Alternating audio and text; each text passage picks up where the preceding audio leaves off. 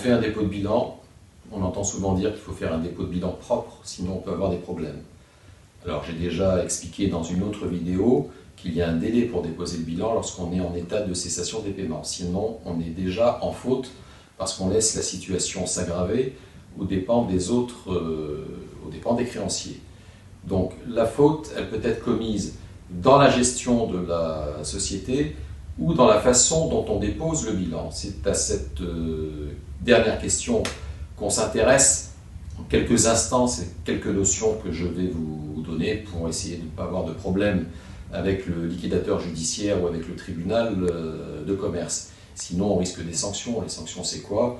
Ça peut être la faillite personnelle, ça peut être une condamnation pénale, et ça peut être également très très lourd, c'est-à-dire une action en comblement de passif, action dans laquelle on va vous demander de payer sur votre patrimoine personnel, avec vos deniers personnels, tout ou partie des dettes de la société, et ça c'est vraiment dommageable pour votre patrimoine. Alors pour avoir un dépôt de bilan entre guillemets propre, eh bien avant de le déposer, il faut savoir si on a une comptabilité bien tenue, une comptabilité en bonne et due forme. C'est la première chose que regardera le liquidateur.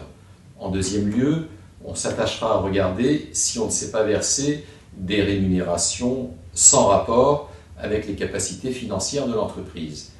Et en troisième lieu, on s'attachera à regarder si dans les mois qui ont précédé la déclaration de cessation des paiements, c'est l'appellation officielle du dépôt de bilan, si on n'a pas avantagé certains créanciers qu'on préfère à d'autres, si on ne les a pas avantagés en les payant, eux, alors que les autres, on les a laissés sans régulariser la situation vis-à-vis d'eux.